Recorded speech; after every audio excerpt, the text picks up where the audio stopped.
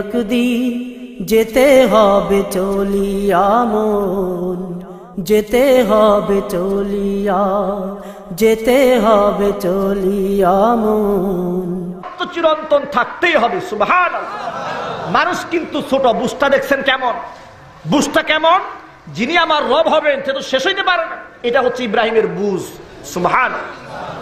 কিছুক্ষণ পরে চন্দ্র দেখতে পেলেন, কোরআনে আছে ফালাম্মা রাআল কমারা বাযিগান ক্বালা হাযা রাব্বি ফালাম্মা আফালা ক্বালা লাইন লাম ইয়াহদিনি রাব্বি লাআকুনান্না মিনাল কওমিদ দাল্লিন।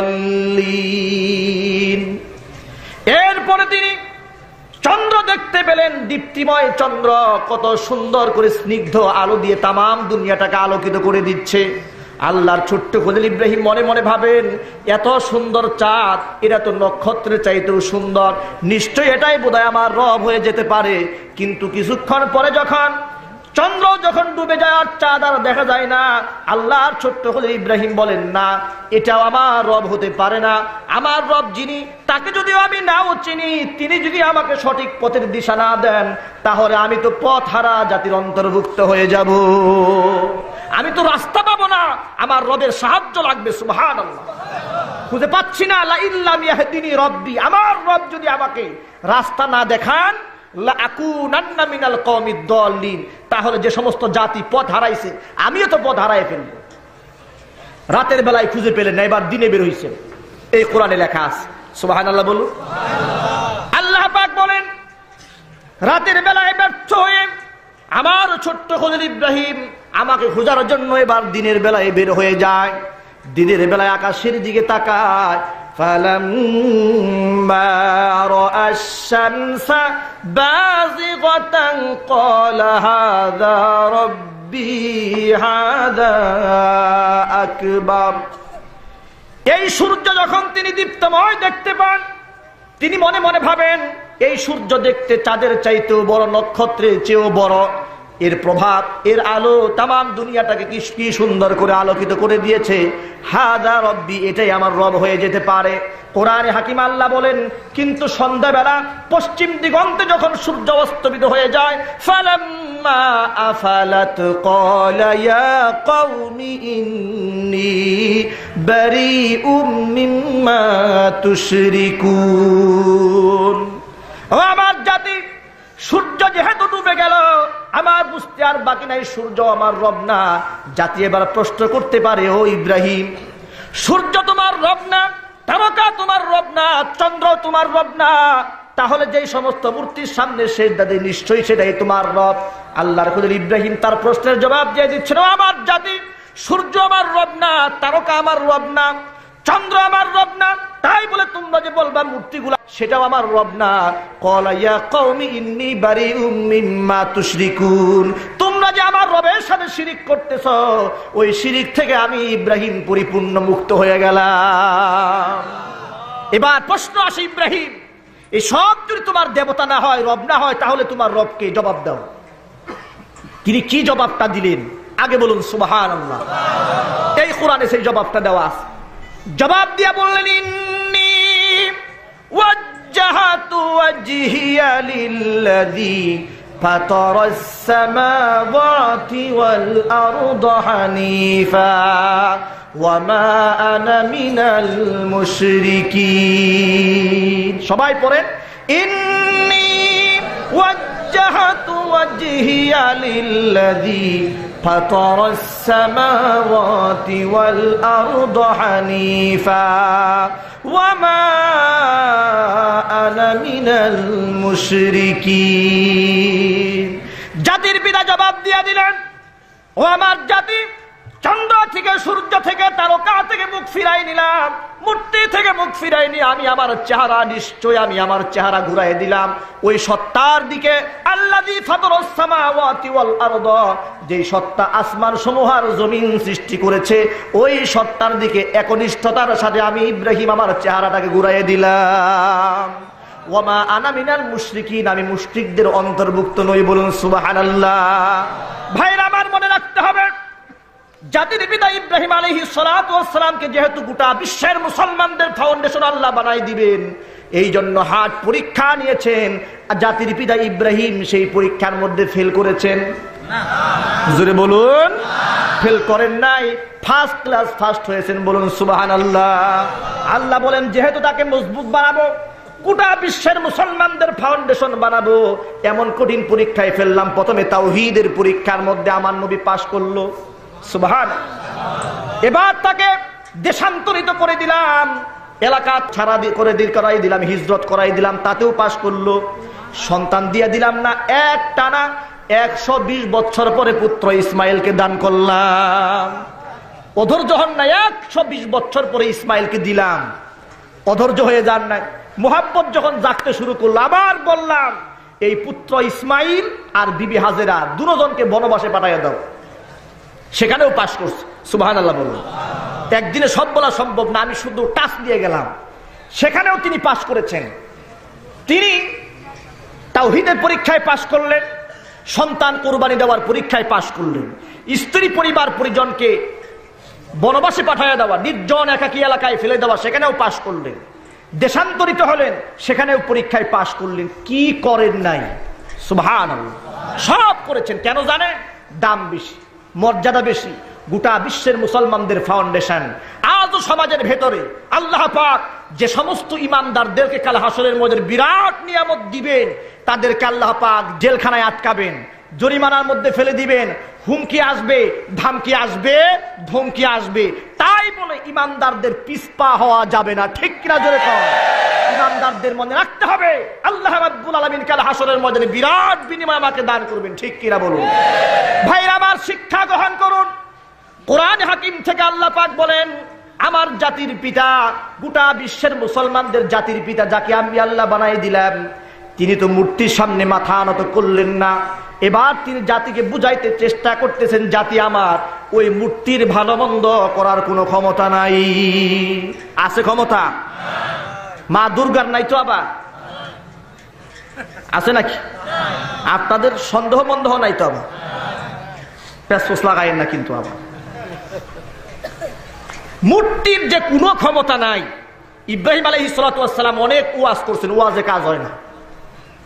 অনেক সময় দেখবেন কোনো কোনো ক্ষেত্রে ওয়াজ করলে কাজ হয় না, তখন আওয়াজ লাগে, ঠিক কিনা জোরে কর। সব জায়গায় কি শুধুমাত্র হেদায়েতি বয়ানে কাজ হয়? সব জায়গায় হেদায়েতি বয়ানে কাজ হলে জিহাদের আয়াত নাযিল হইতো না, ঠিক কিনা জোরে বলুন। এই যে আপনি দেখেন, জ্বর যদি হয়, ঠান্ডা কাশি হয়েছে, নাপা ট্যাবলেট খাইছেন, এইচ খাইছেন, এইচ প্লাস খাইছেন, কাম সারা। ক্যান্সার হইলে, যদি ক্যান্সার হয়, আপনি ডাক্তার সাহেবকে বলেন, ডাক্তার সাহেব সর্বোচ্চ নাপা দিয়েন, অতিরিক্ত কিছু দিয়েন না, রোগ ভালো হবে। এখানে পচন ধরেছে, ঘা হয়েছে, ঘা। এখন এই পচন ক্রিয়া শুরু হয়েছে, ডাক্তার সাহেব গবেষণা করে দেখলেন এটা এমন পচা, এটার থেকে আক্রান্ত হয়ে পুরো দেহ পচে যাবে, নিরাপদ হচ্ছে এটাকে কেটে ফেলে দেওয়া। যদি বলুন ঠিক কিনা। অনুরূপ ভাবে এই সমাজের মধ্যে কিছু ক্যান্সার থাকে, সেটা হচ্ছে ইমানের ক্যান্সার। তাওহীদের মধ্যে কিছু ক্যান্সার থাকে, সেই ক্যান্সারকে নির্মূল করার জন্য আল্লাহ পাক জিহাদের আয়াত নাযিল করেছেন। যদি বলুন ঠিক কিনা। ইতিহাস কোরআনে আছে, আল্লাহ ইতিহাস বলেছেন যে আমার খলিল ইব্রাহিম যখন এই ঘটনা ঘটাইছে, নবী আপনিও ছিলেন না, আপনার উত্তরসূরি কেউ ছিল না, আমি আপনাকে ওহীর মাধ্যমে সব জানাই দিচ্ছি। সুবহানাল্লাহ। এলাকার লোকেরা মেলায় যাবে, মেলায়, এলাকায় মেলা হয় না? মেলায় আপনারা জানতো, বিরাট সওয়াবের কাজ। হ্যাঁ, অনেকে খুশি হয়ে গেছে, যাই তো হুজুর, খুব খুশি হয়ে গেছে। মেলায় যাওয়া যাবে না, মেলায় যাওয়া যাবে না, আল্লাহ পাক হেফাজত করেন। তো জাতির লোকেরা মেলায় যাবে, ইব্রাহিম আলাইহিস সালাতু ওয়াস সালামকে বলতেছে, ইব্রাহিম চলো মেলায় যাই। আল্লাহর খলিল ইব্রাহিম জবাব দিলেন, এই কোরআনে সূরা সাফফাত 23 নম্বর পারার 8 নম্বর পৃষ্ঠার মধ্যে লেখা আছে ইতিহাস।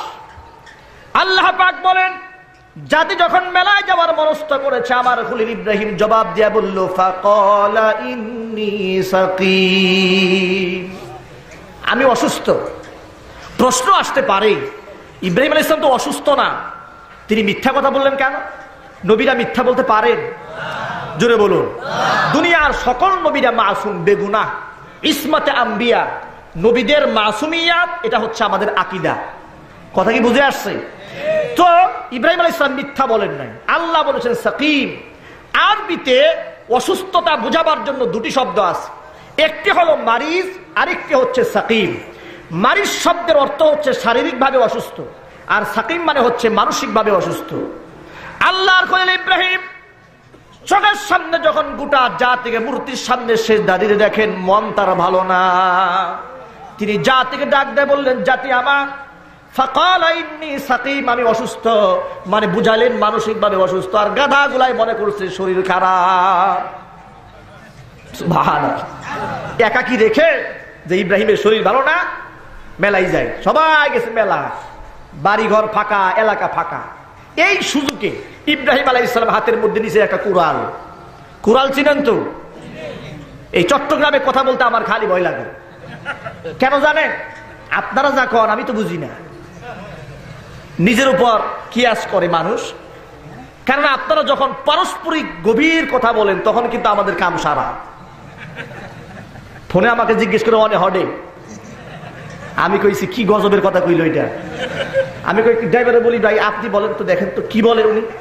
উনি আমাকে তরজমা তাফসীর করছেন যে আপনি কোথায় আছেন। আমি বলি আপনি কোথায়, এটা সংক্ষেপ হলো অনে হডে।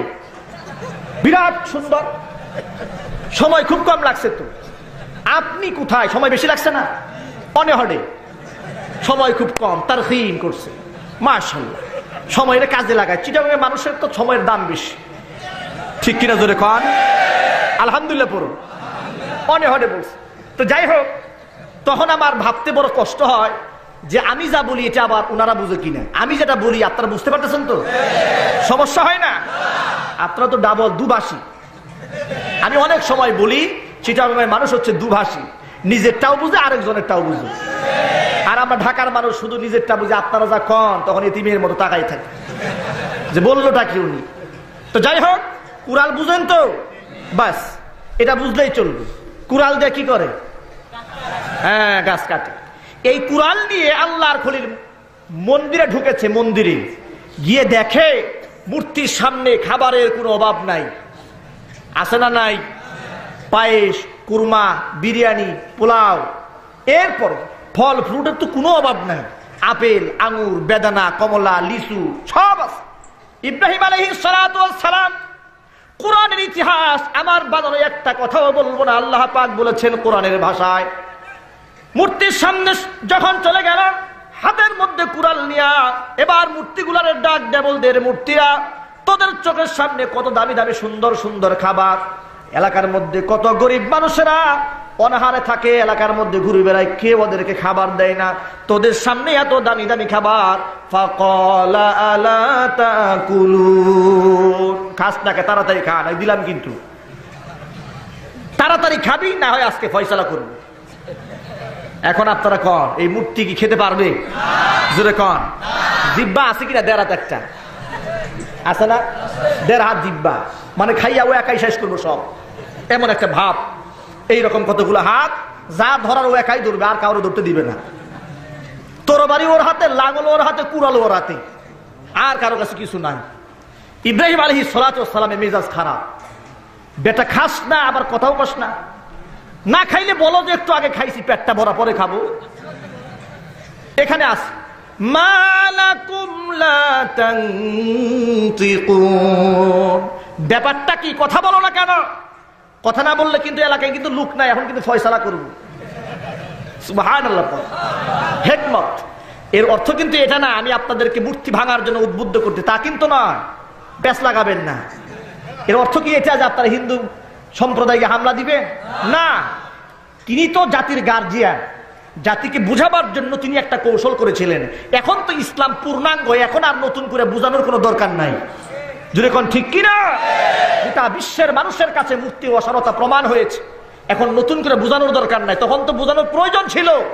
এই জন্য হাতের মধ্যে কুড়াল নিয়ে প্রশ্ন যখন ছুড়ে দিয়েছেন, মালাকুম লা তানতিকুন, কথা বলো না কেন? কথাও যখন বলে না, এই কোরআনে এরপর থেকে ইতিহাস আরো সুন্দর করে আল্লাহ বলেছেন 17 নম্বর পারার সূরা আম্বিয়া 6 নম্বর পৃষ্ঠার শুরু থেকে আল্লাহ পাক কত সুন্দর করে বলেছেন ফাজআলাহুম জুযাযান ইল্লা কাবীরাল লাহুম লাআল্লাহুম ইলাইহি ইয়ারজিউন।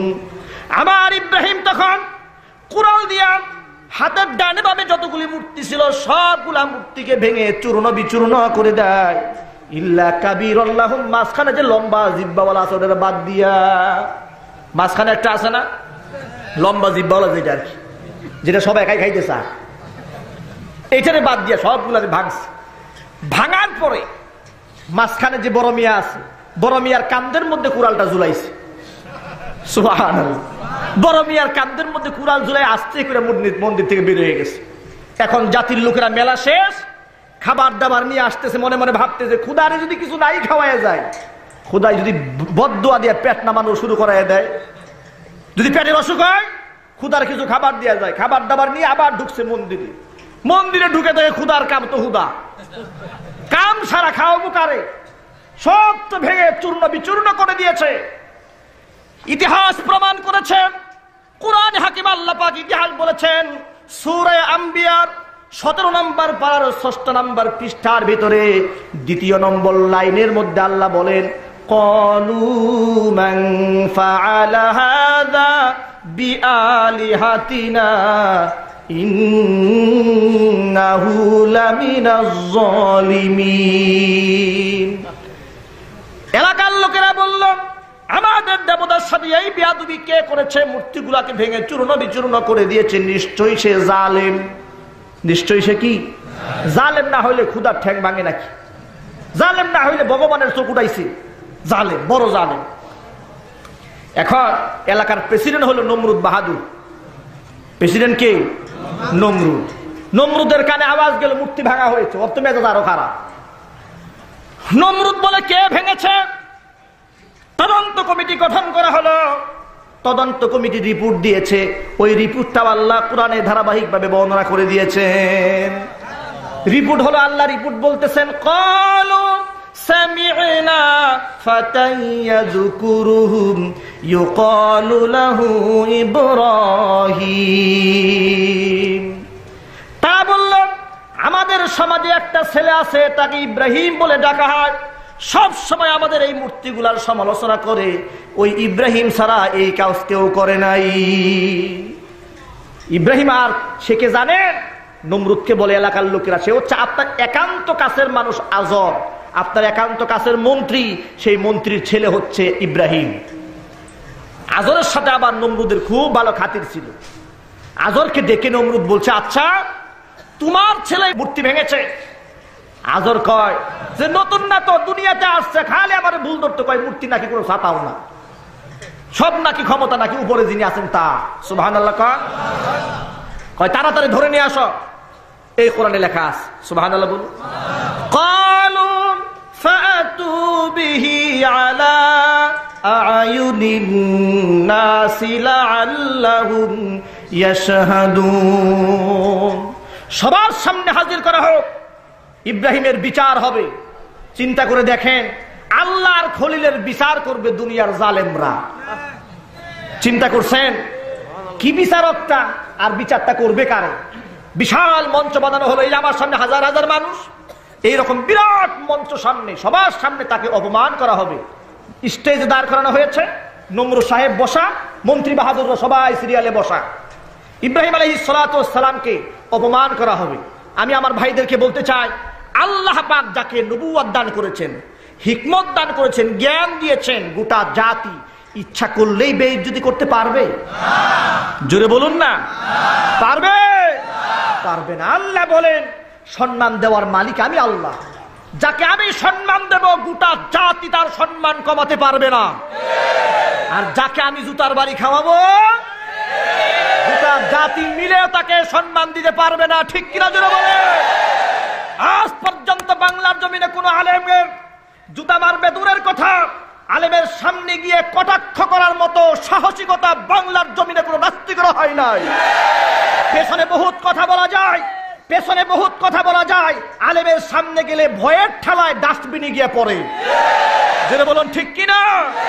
আর ওদেরকে মানুষের জুতা দিয়া পেটায়, ঠিক কিনা জোরে বলে? ওরা আবার ভাবে যে দুই একটা জুতার বাড়ি খাইলে তো আমাদের সম্মান যায় না, তখন তো আবার মুসিবতে পড়বো। ওনাদের সম্মান কি আর দুই এক বস্তা, দুই এক বাড়িতেই শেষ হয়?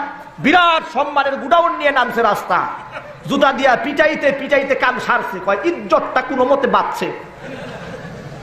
কয় চর থাপ্পড় মারতে মসলে মারিস, কিন্তু ইজ্জতে আঘাত করিস না।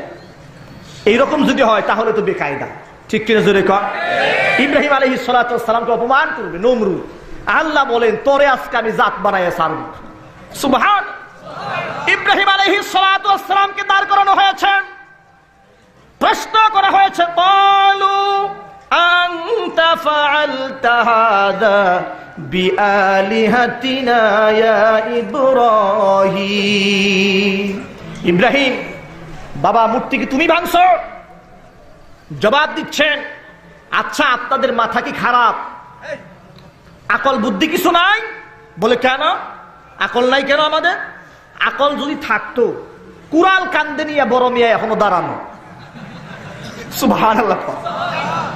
আপনারাই বলেন কুড়াল কি আমার হাতে না বড় মিয়ার হাতে? মাথা তো নষ্ট। কয় হাতে নাতে ধরা পড়ছে। আর জিজ্ঞাসা করেন ভাঙছে কে? সুবহানাল্লাহ। কি প্রশ্ন? قال بل فعله كبيرهم هذا। তিনি বলেন বলার সময়, বাল ফাআলাহু কাবীরুহুম হাযা, এদের মধ্যে যেই বড়, এই বড়টাই কান্না করছে। এদের মধ্যে নিজে আছে না নাই? জোরে বলুন। দেখাইছেন নিজের দিকে, গাদাগুলাই মনে করছে বড়টাই ভাঙছে। ইব্রাহিম আলাইহিস সালাম বলেন, বিশ্বাস যদি নাই হয়, আমার কথা বিশ্বাস যদি না হয়, ফাসআলুহুম ইন কানু ইয়ানতিকুন, এদেরকে জিজ্ঞাসা করেন যে আচ্ছা খোদার আপনারাই বলেন কে আপনার ঠ্যাং ভাঙছে, এরাই জবাবটা দিক। এখন জাতি যাবে কই? মাথা তো নষ্ট। কি প্রশ্ন করলো, কি বলতে চাইলাম, কি হইল? সুবহানাল্লাহ। ওই সেই অবস্থা, কি বানাইতে চাইলাম কি হয়ে গেল? করতে চাইলাম অপমান হয়ে গেল সম্মান, ঠিক কিনা জোরে কর? আলেমদেরকে অপমান করতে চাইছিল কিছুদিন আগে এক শ্রেণীর লোকেরা। আমি সেই শ্রেণীর নামটা না নাই বললাম। এক শ্রেণীর লোকেরা চেয়েছিল গোটা আলেম সমাজকে জাতি থেকে আলাদা করতে, আলেমের নামে বদনাম দিয়া, অপবাদ দিয়া বাংলাদেশ ব্যাংক লুট করবে আলেমরা। নাউজুবিল্লাহ কর। ইবলিস শয়তানের সামনে গিয়াও যদি কয় যে এই সাতকানিয়ার সব হুজুররা মিলা বাংলাদেশ ব্যাংক দখল করার নিয়ত করতেছে, ইবলিস শয়তানে বলবো আমি কোন দুঃখে শয়তান হয়েছিলাম, এরকম কঠিন চিন্তা তো জীবনে আমি করতে পারি নাই, এরা কেমনে করল? ঠিক কিনা জোরে কর? এ সমস্ত অপবাদ দিয়ে আলেমদেরকে খাটো করার যে ঘৃণ্য ষড়যন্ত্র ওরা করেছিল, জাতি থেকে আলেমদেরকে আলাদা করে দেবে। আল্লাহ পাক বলেন জাতি থেকে কখনো আলেমদেরকে আলাদা করা যাবে না। আলেমের মুহাব্বত গোটা জাতির কলিজার মধ্যে আমি আল্লাহ পেরাক দিয়ে গেড়ে দিয়েছি। পক্ষান্তরে আমার আলেমদেরকে যারা সরিয়ে দিতে চেয়েছিলে, তোমাদের মুহাব্বত গোটা জাতির দিল থেকে আমি আল্লাহ টুকরা টুকরা করে দিয়েছি। যদি বলুন ঠিক কিনা? প্রথম আলো পত্রিকার মতো পত্রিকা রিপোর্ট দেয় যে গোটা জাতির 90% মানুষ ওদেরকে চায় না। প্রথম আলোর রিপোর্ট, 90% মানুষ চায় না। আমি মনে করি এটা খুদাই গজব, এটা আল্লাহর অ্যাকশন, ঠিক কিনা কন? আল্লাহ আছেন না নাই? জোরে বলুন। ইব্রাহিম আলাইহিস সালাতু ওয়াস সালাম জবাব দিয়ে বলতেছেন, বাল ফাআলাহু কাবীরুহুম হাযা, এদের মধ্যে যেই বড় বড়টাই কামটা সারছে, বিশ্বাস যদি না হয় ফাসআলুহুম ইন কানু ইয়ানতিকুন, এদেরকে জিজ্ঞাসা করেন। এখন এরা বিচারকদের মাথা নষ্ট হয়ে গেছে যে এখন কি জবাব দেব। বিচারকরা একটু পিছায় একজন আরেকজনের কানাকানি এসে বলে, এই বিচার ডাক দিছিল কে? বিচার ডাকছে কে? আমি ডাকি নাই। ওকে আমি ডাকি নাই তো। একজনকে আমি ডাকি নাই তো। বিচার ডাক দিয়েছ, এবার মান সম্মান নিয়ে বাড়ি যাই। কাম কিন্তু সারা, যেই প্রশ্ন করেছে জবাব যদি দিতে না পারো আজকে কিন্তু মুখের মধ্যে চুনকালি মাখবে। এখন বলে এই কোরআনের ভাষায় আল্লাহ পাক যেভাবে বলেছেন, ফারাজাউ ইলা ফাকালু ইন্নাকুম আনতুমুজ জালিমুন। নিজেরা একাকী হয়ে একজন আরেকজনকে বলতেছে ইন্নাকুম আনতুমুজ জালিমুন, নিশ্চয়ই তোমরাই হলো জালেম, মানে তোমরাই হলো দুর্বল যুক্তিতে। ইব্রাহিমকে অপমান করা যাবে না। এখন এরা মনে মনে ভাবতেছে তাহলে ইব্রাহিমের সাথে তর্ক বিতর্কে না জড়াই দিয়া কোনো মতে একটু কম্প্রোমাইজ করে দিয়া দেখি মান সম্মান নিয়ে বাড়ি যাওয়া যায় কিনা। সুবহানাল্লাহ বলতে ইচ্ছা করলো না। আল্লাহ বলেন আমার নবীর বিচার করবি, দেখ কেমনে বিচার আমি করা। মাথা নত করে দিয়া বশ্যতা স্বীকার করে নিয়া ইব্রাহিমের সামনে তারা দুর্বলতা প্রকাশ করে বলল, এই কোরআনে আল্লাহ বলেছেন সুম্মা নুকিসু আলা রুউসিহিম লাকাদ আলিমতা মা হাউলাই ইয়ানতিকুন। বশ্যতা স্বীকার করে, নতি স্বীকার করে, মাথা নত করে আমার খলিল ইব্রাহিমকে ডেকে বলতেছেন, ইব্রাহিম বাবা তুমি তো ভালো করেই জানো এখন মুখ দিয়ে বাবা বেরোইছে। সুবহানাল্লাহ। কিছুক্ষণ পরে দাদা বেরোইব। লাকাদ আলিমতা, তুমি তো ভালো করেই জানো মা হাউলাই ইয়ানতিকুন, এরা কথা বলতে পারে না। ইব্রাহিম আলাইহিস সালাতু ওয়াস সালামের এখন মুখ খুলেছে। তিনি বলেন এই অপেক্ষায় তো ছিলাম, এই অপেক্ষায় ছিলাম যে কোন সময় বলবা কথা বলতে পারে না। তাহলে তোমাদের রবটা কি বুবা? সুবহানাল্লাহ। তোমাদের রবরা কি অকর্মণ্য না? অথর্ব লাথি মারলেও বলতে পারে না, গুতা মারলেও প্রতিবাদ জানাতে পারে না, টুকরা টুকরা করে দিলেও মুখ থেকে প্রতিবাদের ভাষা জানাইতে পারে না। উফিল লাকুম ওয়ালিমা তা'বুদুনা মিন দুনিল্লাহি আফালা তাকিলুন। তাহলে সেই মহান আল্লাহরে বাদ দিয়া, যে আল্লাহর হাতে তামাম দুনিয়া, তামাম জমিন, তামাম আসমান, গোটা জাহানের মালিক যিনি, সে আল্লাহরে বাদ দিয়া অথর্ব রবের সামনে সিজদা দাও, তোমাদের জন্য ধিক্কার, তোমাদের জন্য পরিতাপের বিষয়, আফসোস তোমাদের জন্য, এই জন্য যে তোমাদের মাথার মধ্যে কোনো আকল নাই। গুরা জাত অপমান করে দিয়ে আল্লাহ পাক তার নবীকে সম্মান বাড়িয়ে দিয়েছেন, বলুন সুবহানাল্লাহ। বন্ধুগণ আমার, এবার নমরুদ বাহিনী যুক্তি আর তর্কের ভেতর যখন হেরে গেল, তখন সিদ্ধান্ত হলো ইব্রাহিম যদি সমাজের মধ্যে বেঁচে থাকে তাহলে আমাদের যে মতাদর্শ, আমাদের যে মতবাদ সমাজের মধ্যে টিকবে না, আমাদের নেতৃত্বও টিকবে না, গোটা নেতৃত্ব ইব্রাহিমের হাতে চলে যাবে। সিদ্ধান্ত নিল আল্লাহর খলিল ইব্রাহিমকে ওরা হত্যা করে ফেলবে। এই কোরআনে আল্লাহ পাক বলেছেন সূরা আম্বিয়া 17 নম্বর পারার 6 নম্বর পৃষ্ঠা। এরপরে আল্লাহ পাক বলেন, এরা বলল ক্বালু হাররিকুহু ওয়ানসুরু আলিহাতাকুম ইন কুনতুম ফাইলিন। আজাতির লোকেরা তর্ক বিতর্ক করে আর কোনো লাভ হবে না, কোনো ফায়দা হবে না। যে ইব্রাহিম গোটা জাতির মুখের মধ্যে চুনকালি মাখাইলো, তাড়াতাড়ি এই মুহূর্তে ওরে আগুন দিয়া জ্বালাই দাও, বলুন নাউজুবিল্লাহ।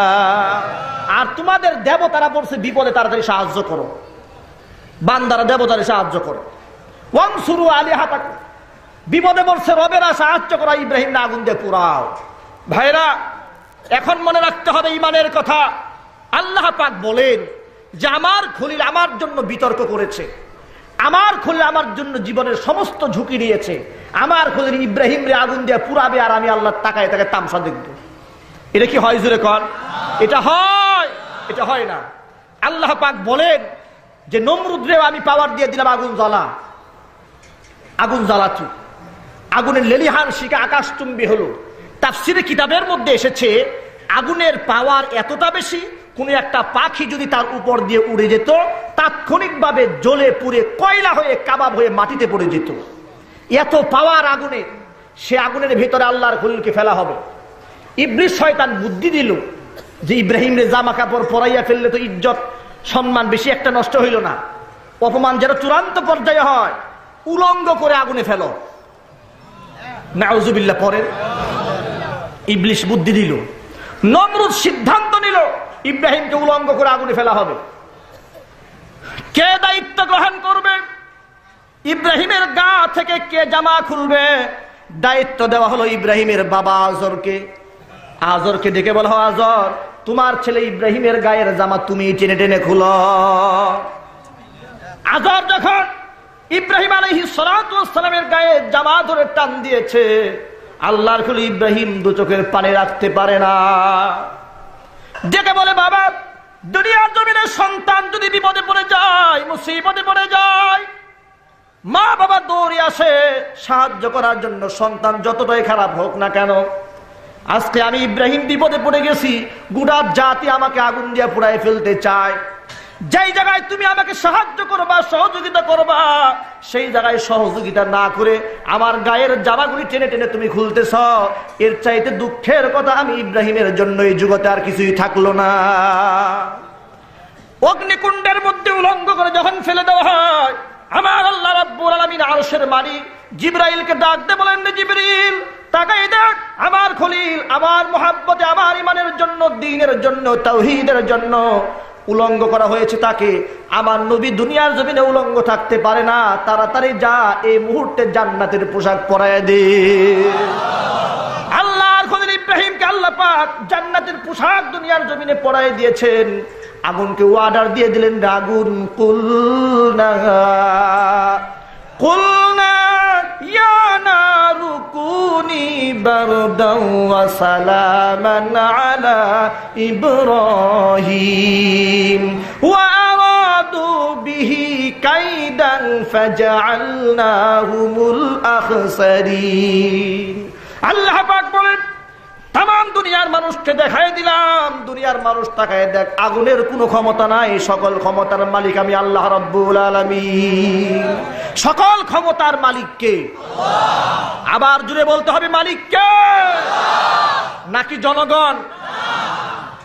ভিক্ষুকের বাচ্চারা বলে মানুষের কিছু ভোট পাওয়ার জন্য বলে সকল ক্ষমতার উৎস জনগণ। এটা কি একটা কুফরি কথা না? এটা তো ঈমান বিনষ্টিকর কথা। সকল ক্ষমতার মালিক কে? শাহাদাত আঙ্গুলি উঁচা করেন, উপর দিকে দেন। সকল ক্ষমতার মালিক কে? আল্লাহু আকবার।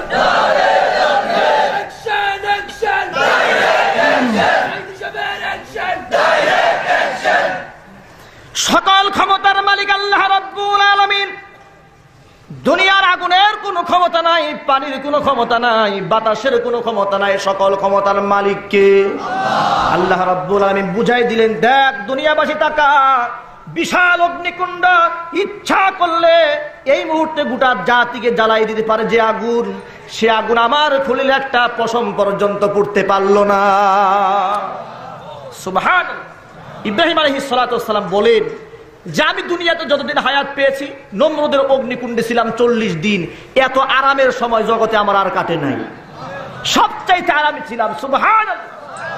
এখানেই শেষ নয়, এই কালামে হাকিমের ভেতরে 13 নম্বর পারার 5 নম্বর পৃষ্ঠার ভিতরে সূরা ইউসুফের ভিতরে আল্লাহ বলেন, ইন্নাল্লাহা লা ইউদিউ আজরাল মুহসিনিন।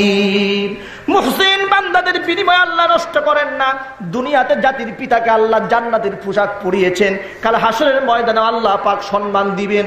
তামাম জগতের মানুষ, দুনিয়ার সৃষ্টি লগ্ন থেকে শুরু করে কিয়ামত পর্যন্ত সকল মানুষ যেখানে উলঙ্গ থাকবে, সকল নবীরা উলঙ্গ, পয়গাম্বররা উলঙ্গ, সকল নবীদের পবিত্র স্ত্রীরা উলঙ্গ, জান্নাতি সকল মানুষগুলা উলঙ্গ। এই কোরআনে হাকিমে 15 নম্বর পারা 18 নম্বর পৃষ্ঠায় সূরা কাহফের মধ্যে আল্লাহ পাক বলেছেন, ওয়াউরিদু আলা রাব্বিকা সাফফা লাকাদ জিতুমুনা কামা খলাকনাকুম আউওয়ালা মাররা বাল জাআমতুম আল্লান নাজআলা লাকুম মাউইদা। কাতারে কাতারে আমি রবের সামনে দাঁড় সারিবদ্ধভাবে তোমাদেরকে দাঁড় করানো হবে। ওয়াউরিদু আলা রাব্বিকা সাফফা, আমি ঘোষণা দিয়ে দিব, লাকাদ জিতুমুনা, অবশ্যই তোমরা আগমন করেছো, আমার কাছে তোমরা এসেছো, কামা খলাকনাকুম আউওয়ালা মাররা, যেভাবে সর্বপ্রথম আমি তোমাদেরকে বানিয়েছিলাম। তামাম জগতের মানুষ উলঙ্গ থাকবে। সেই অনুষ্ঠানের ভিতরে জাতির পিতা ইব্রাহিম আলাইহিস সালাতু ওয়াস সালামকে আল্লাহ রাব্বুল আলামিন সর্বপ্রথম জান্নাতের পোশাক পরায়া দিবে। গোটা জগতে কাল হাসরের ময়দানে সর্বপ্রথম যাকে জান্নাতের পোশাক পরানো হবে তার নাম হচ্ছে ইব্রাহিম আলাইহিস সালাতু ওয়াস সালাম। সুবহানাল্লাহ বলবেন না? কেন জানেন? যেহেতু তাওহীদের জন্য দুনিয়াতে উলঙ্গ হতে হয়েছিল। আল্লাহ পাক বিনিময় নষ্ট করেন নাই। দুনিয়াতে তো মান বাড়িয়েছেন, আখিরাতেও সর্বপ্রথম জান্নাতের পোশাক পরায়া দিবেন। সে আল্লাহর প্রতি ভালোবাসার বিশ্বাসটি আমাদের আছে? জুড়ে বলুন আছে। অতএব মুসলমান যেখানে একটুখানি সমস্যায় পড়বেন, একটুখানি ভয় লাগে, তখন বুঝবেন যে আল্লাহ পাক আমার মর্যাদা বাড়াবেন। যদি গুনাহ থাকে আপনি বুঝবেন আল্লাহ পাক এই কষ্ট দিয়ে আমার গুনাহটাকে নাকচ করে দিচ্ছেন। আল্লাহ রাব্বুল আলামিন গুনাহ যদি না থাকে বুঝবেন আল্লাহ পাক মর্যাদা বাড়াচ্ছেন। সুবহানাল্লাহ। আজকে সমাজের ভেতরে নেককার মানুষটা কত বিপদে দেখছেন? বিপদে না, বড় বিপদে, বড় মুসিবত, বিশাল মুসিবত। এখন তো একটু রাস্তাঘাটে মোটামুটি আমরা বের হতে পারি, উলামা ইকরাম বের হন। কয়েকদিন আগেও তো রাস্তায় দাঁড়িয়ে আর টুপি নিয়ে বের হইলেই সমস্যা। অথচ দেশটা কিন্তু মুসলমানের দেশ। এই পরিবেশটা এমন কেন হলো? এই পরিবেশ এরকম হয়েছে দুটো কারণে হতে পারে। একটি কারণ হচ্ছে আমাদের আমলের খাসারা, আমাদের আমল নষ্ট হয়েছে। আমাদের তওবা করে 5 ওয়াক্ত নামাজি হয়ে যেতে হবে। জোরে বলুন ঠিক কিনা? আমাদেরকে তওবা করতে হবে। আমাদের গুনার পাল্লা ভারী হয়ে গেছে। আল্লাহ পাক জালেমকে তখন চাপায় দেন মানুষ যখন নিজের নফসের প্রতি জুলুম করে। যেহেতু আমরা গুনাহগার, আমরা নামাজ পড়ি না, ইচ্ছা করে নামাজটা আমরা ছেড়ে দিই। আচ্ছা আপনি ভাবেন, আল্লাহ নবী বলেছেন মান তারাকা সালাতান মুতাআম্মিদান ফাকাদ কাফারা। ইচ্ছা করে 1 ওয়াক্ত নামাজ ছাড়লে মানুষ কাফের হয়ে যায়। রাসূলুল্লাহ কত ধমকি দিয়েছেন, উলামা ইকরাম ব্যাখ্যা করেছেন। সেজন্য কেমন যেন কাফির হয়ে গেল, সেজন্য কুফরি কাজটা করলো। একটু সহজ বানাইছেন। সহজ বানালেও তো সাহাবা ইকরাম বলেছেন মুসলমান আর কাফের মধ্যে পার্থক্য এটাই বুঝতাম, মুসলমানরা নামাজ পড়ে আর কাফেররা নামাজ পড়ে না। এই যদি হয় মুসলমানদের সংজ্ঞা, সেই সংজ্ঞা অনুযায়ী আমরা বাংলার জমিনে কতজন মুসলমান আছি? এই জন্য আল্লাহ পাক হয়তো বা আমাদেরকে শাস্তি দিয়েছেন, ঠিক কিনা জোরে কন? এখন এই অর্থ কিন্তু নিরাশ হওয়া নয়, অর্থ হচ্ছে আমাদেরকে শুধরাইয়া দেওয়া। অর্থ হচ্ছে আমাদের পিছনের ভুলগুলাকে শুধরিয়ে তওবা করে জাদ্দিদু ঈমানাকুম, ঈমানটাকে নবায়ন করে নতুন করে আমলের মধ্যে ঝাঁপায়ে পড়া। আমি আমার ভাইদেরকে আহ্বান জানাতে চাই, এখন থেকে আজকে থেকে 5 ওয়াক্ত নামাজ এবং নবীর সুন্নাহ ছাড়ব না। রাজি আছেন? কারা কারা হাত? আমি হাতগুলো দেখতে চাই। আল্লাহ তুমি কবুল করো, জোরে করো আমি। যতগুলি ভাই হাত উঠিয়েছেন আল্লাহ প্রত্যেককে তোমার ওলি বানায়া দাও, জোরে বলো না আমি। আর জোরে বলো না আমি। নবীর সুন্নাহ ছাড়া যাবে না, ফরজ ছাড়া যাবে না, ওয়াজিব ছাড়া যাবে না। আমরা বলি ইনশাআল্লাহ। হাত নামান, হাত নামান। আর সিগারেট, গাঁজা, মদ, তামাক এগুলা খুব খাওয়া যাবে নাকি? কি কন? ইয়াবাহা ট্যাবলেট, আপনারা কি কন? বাবা ট্যাবলেট। বাবা নামটা দিছে কি দেখছেন? কয়েকদিন পরে এটা র্যাঙ্কিং পাওয়ার বেড়ে নাম হবে দাদা ট্যাবলেট। যেহেতু বাবা দিয়েই শুরু, নিশ্চয় তার দাম যখন বাড়বে তখন নাম হবে তার দাদা ট্যাবলেট। আমি বলি, অনেক আফসোস নিয়েই বলি যে আমাদের দেশের যুব সমাজটাকে ধ্বংস করার জন্য গভীর ষড়যন্ত্র। এই সমস্ত আপনি দেখেন, এই আফিম, গাঁজা, হেরোইন, মদ, এই সব কিছু আসে আমাদের পার্শ্ববর্তী দেশ ভারত থেকে, সীমান্ত দিয়ে আসে। গাঁজার ক্ষেত তো আর বাংলাদেশে হয় না, ঠিক কিনা জোরে কন? ফেন্সিডিলের যে বোতল, এটা কি আমাদের দেশে আবিষ্কার হয় না? এটা ভারত থেকে আসে, মিয়ানমার থেকে আসে। এই পার্শ্ববর্তী সীমানা দিয়ে যখন এতগুলি ড্রাগসের বোতল ঢুকে, তখন আমাদের দেশের এই সীমানারক্ষী ভাইরা করেনটা কি? একটি প্রশ্ন। দ্বিতীয় নম্বর প্রশ্ন হচ্ছে, আমরা পত্রপত্রিকায় প্রায় সময় দেখি বলা হয় অমুক জায়গায় গরু ব্যবসায়ী বিএসএফ এর গুলিতে মারা গিয়েছে, অথচ তিনি কিন্তু গরুটা ক্রয় করে নিয়ে আসছেন। বিএসএফ এর গুলিতে গরু ব্যবসায়ী মারা যায়, কিন্তু আজ পর্যন্ত শুনেছেন বিএসএফ এর গুলিতে কোনো বাবা ব্যবসায়ী মারা গেছে, তামাক ব্যবসায়ী মারা গেছে, হেরোইন ব্যবসায়ী মারা গেছে? ওরা আমাদের কাছ থেকে মূল্যবান ইলিশ ক্রয় করে নিয়ে যায়। ইলিশ না, ইলিশ। আমাদের দেশের দামি দামি চিংড়ি মাছগুলো, গলদা চিংড়ি, মুখের মধ্যে জিব্বা চলে আসছে, মানে খাওয়ার জন্য রেডি, মোটা মোটা চিংড়ি।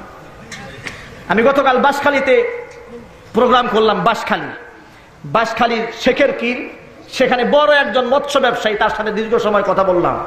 তিনি তার ইতিহাস শোনালেন কিভাবে মাছ ধরেন। তিনি বলেন যে কয়েকদিন আগে উনার জালের মধ্যে ৬,০০০ ইলিশ ধরা পড়ছে, এক জালে ৬,০০০ ইলিশ। আমি শুনে তাজ্জব হয়ে গেলাম, জীবনে শুনি নাই তো। ৬,০০০ ইলিশ বলে, হ্যাঁ, নেটের এমন কোনো ছিদ্র থাকে না যেখানে ইলিশের মাছ না ঢুকে, যদি ভাগ্যে লাগে এরকম হয়ে যায়। অনেক সময় নেটটা কি ছিঁড়ে যায়। সুবহানাল্লাহ। কি নিয়ামত আল্লাহ আমাদেরকে দান করছে। আমরা গরিব কে বলেছে? আমাদের চরিত্রটা গরিব। যদি বলুন ঠিক কিনা? আমাদের দেশের দামি দামি ইলিশ, রূপালী ইলিশ, পদ্মার ইলিশ, এগুলো নিয়ে যায় ওরা। এরপরে চিংড়ি মাছগুলো নিয়ে যায়, বিনিময়ে আমাদেরকে কি হাদিয়া দেয় জানেন? ফ্যান্সিডের বোতল হাদিয়া দেয়। আমাদের যুবকদেরকে ধ্বংস করার পায় তারা চলতেছে, ঠিক কিনা বলেন? আমাদের দেশের যুবকদের মেধা গোটা বিশ্বের সমস্ত যুবকদের চাইতে বেশি। এটা অত্যুক্তি বললাম না, এর বাস্তবতা আছে না নাই? আপনি দেখেন বর্তমানে বাইতুল্লাহতে, কাবা বাইতুল্লাহ যারা গিয়েছেন, আল্লাহর ঘর মসজিদুল হারামে গিয়েছেন, মসজিদুল হারাম আর মসজিদে নববীতে যে সাউন্ড সিস্টেমটা দেওয়া আছে, সেই সাউন্ড সিস্টেমটা পুরো দায়িত্ব পালন করেছেন বাংলাদেশের 23 বছর বয়সের এক ইলেকট্রিক্যাল ইঞ্জিনিয়ার।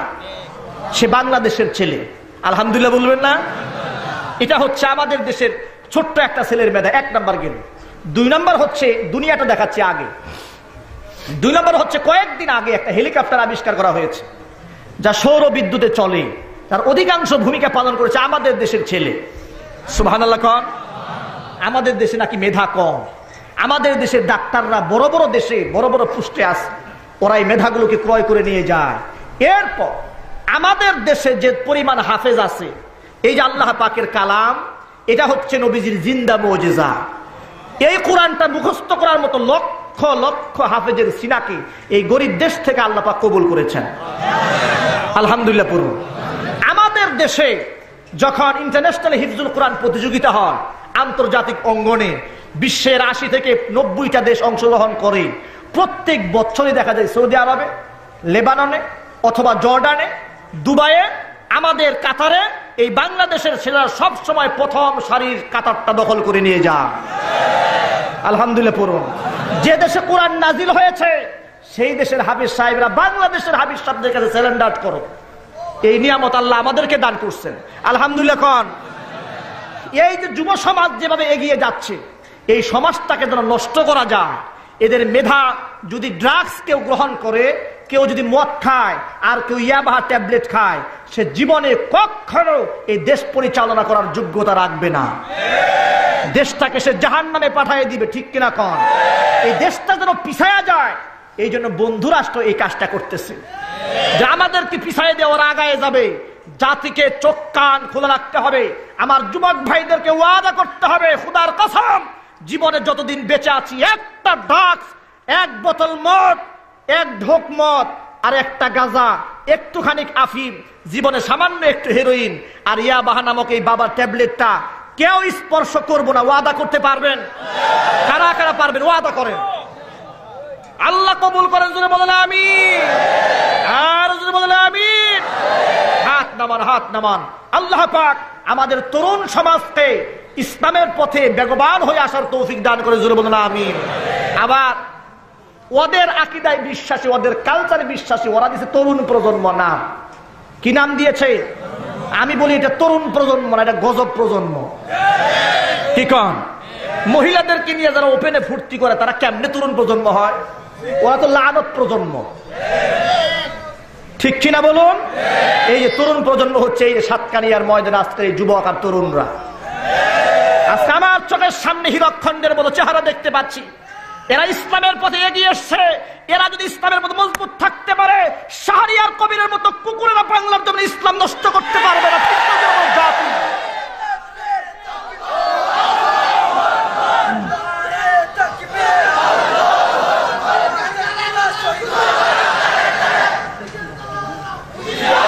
কয়েকদিন আগে গত 21শে ফেব্রুয়ারিতে গত 21শে ফেব্রুয়ারির সময় টেলিভিশনের টক শোতে, রাতের বেলায় সময় টেলিভিশনের টক শোতে শাহরিয়ার কবির বলে, বাংলাদেশের প্রত্যন্ত অঞ্চলে যে কোরআনের মাহফিল হয় এগুলা বন্ধ করে দেওয়া দরকার। এর ওয়াজটা শুনছেন, এর বক্তব্যটা কি, দাবিটা কি, ওর কলিজাটা কত বড়, সাহসটা কত বড়।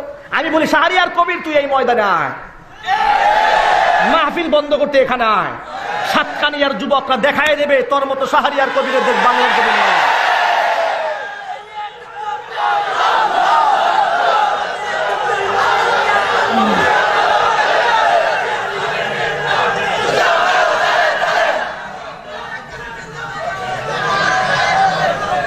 বন্ধুগণ, মনে রাখতে হবে ইসলামের জন্য আমরা যেভাবে এগিয়ে এসেছি আমাদেরকে মজবুত থাকতে হবে ইনশাআল্লাহ।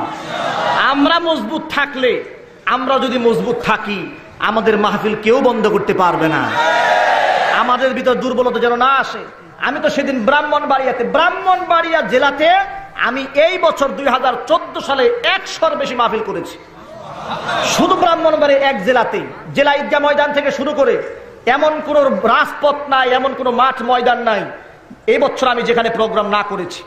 সেখানে তো আমি স্পষ্টই বলি সারা দেশে মাহফিল বন্ধ হয়ে গেল, ব্রাহ্মণবাড়িয়াতে বন্ধ হয় না। এর একটা কারণ আছে, জানেন? কারণ হচ্ছে ব্রাহ্মণবাড়িয়াতে ইসলামের জন্য মানুষ শহীদ হয়েছিল। এই যে উলামা ইকরাম ব্রাহ্মণবাড়িয়া বলে, উলামা ইকরাম বলে শহীদ বাড়িয়া। 6 জন ছেলে শহীদ হয়েছিল 6 ফেব্রুয়ারি। সেখানে ইসলামের জন্য বড় হুজুর যখন সিরাজুল ইসলাম সাহেব দাওয়াত দিয়েছিলেন, ডাক দিয়েছিলেন, নারী পুরুষ একাকার হয়ে রাস্তায় নেমেছিলেন। আমি সেখানে বলি এই না হচ্ছে ইসলাম, এই না হচ্ছে দিন, এর নাম হচ্ছে লিইয়ুযহিরাহু আলাদ-দীন কুল্লিহি। গোটা বিশ্বের সমস্ত ভ্রান্ত মতবাদের উপর ইসলামটাকে জয়যুক্ত করতে হবে। ইসলামের জয়যুক্ত করার অর্থ হইল বাতিলরা নাচবে আর আমরা চুপচাপ থাকবো, এর নাম জয়যুক্ত করা। জয়যুক্ত করার অর্থ হচ্ছে ইসলাম গ্রহণ করতে হবে, না হয় ইসলামের বশ্যতা স্বীকার করে থাকতে হবে। জাতি আজকে আপনারা সাতকানি, বাঁশখালী আর হচ্ছে আপনাদের লোহাগাড়া আপনারা যা দেখাইলেন, আলহামদুলিল্লাহ কন, আপনারা তো সেঞ্চুরি না, ট্রিপল সেঞ্চুরি করছেন। পার্শ্ববর্তী আরেকটা থানা থাকলে আমি বলেছিলাম যে শুধু তো সেঞ্চুরি না, এটা হচ্ছে আপনার শ্রীলঙ্কার খেলোয়াড় ব্রায়ান লারা 400 রান করে যেমন একটা বিশ্ব রেকর্ড করছিল। আপনার ওয়েস্ট ইন্ডিজের না? আচ্ছা, আমি আবার গিয়ে দেখি না তো, এই জন্য নামও বুঝি।